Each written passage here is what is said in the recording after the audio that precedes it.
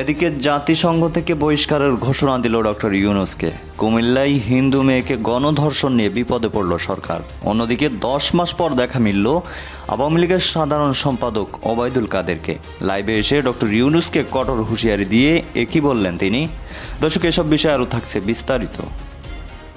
Now viewers, at the very top of this bulletin, we are a Hindu community in Bangladesh, and now we are picking up this horrifying. আজকে কুমিল্লা মুরাদনগরে যে ঘটনা ঘটে গেছে, জাতিসংঘ এটার পদক্ষেপ নেওয়ার কোন শেখ হাসিনার পক্ষে জনমত বাড়ছে, সেই দলকে বাদ দিয়ে ইনক্লুসিভ বা অংশগ্রহণমূলক নির্বাচন হতে পারে না, আমরাও হতে দেব।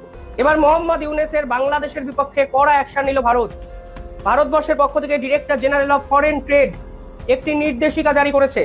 সেখানে বলা হয়েছে আজকের পর থেকে বসত ঘরের দরজা ভেঙে আমাদের এক বোনকে জোরপূর্বকভাবে ধর্ষণের অভিযোগ উঠেছে। আজকে ডক্টর ইউনূস ভয়ঙ্কর পরিস্থিতিতে দেশকে নিয়ে গেছেন।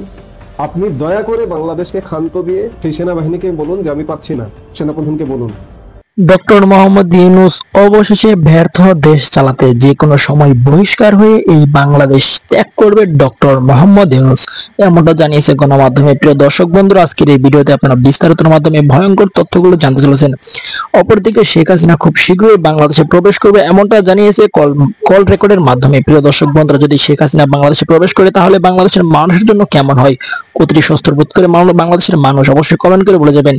সেই সাথে সাথে কিন্তু কেঁদে কেঁদে ডক্টর মোহাম্মদ ইউনূস বাংলাদেশ থেকে চলে যাবে, এমনটা জানিয়েছে গণমাধ্যমে। প্রিয় দর্শক বন্ধুরা, সত্যি কি তাহলে ডক্টর মোহাম্মদ ইউনূস পালিয়ে যাবে, সেই সাথে শেখ হাসিনা ফিরে পাচ্ছে নিবন্ধন? আপনাদের কি মনে হচ্ছে অবশ্যই কমেন্ট করে বলে যাবেন। আজকের মতন এই পর্যন্তই, দেখা হচ্ছে পরবর্তী কোনো ভিডিও নিয়ে। ভালো থাকুন, সুস্থ থাকুন, এই চ্যানেলের সাথেই থাকুন। আল্লাহ হাফেজ।